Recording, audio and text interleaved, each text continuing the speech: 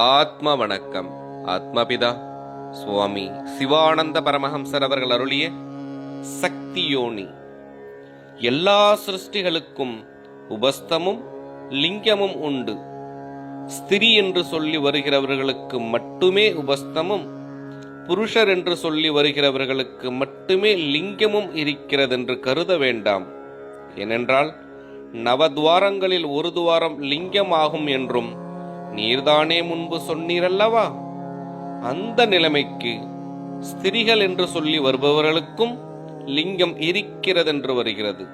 தவிர வாக்கு, பாணி, பாதம், பாயு, உபஸ்தம் என்கிற 5 இந்திரியங்களில் ஓர் இந்திரியம் உபஸ்தம் என்று நீர் சொன்னீரல்லவா?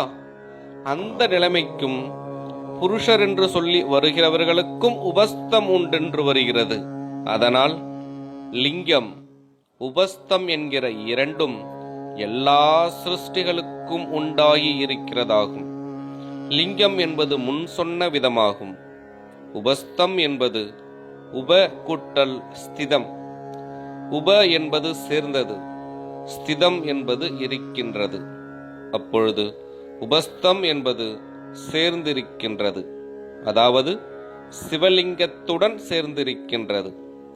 அதாகும் யோனி. அந்த யோனியாகும் உற்பத்தி ஸ்தானம். இதற்காகும் சக்தி யோனி என்று சொல்லுவது. ஆத்ம வணக்கம்.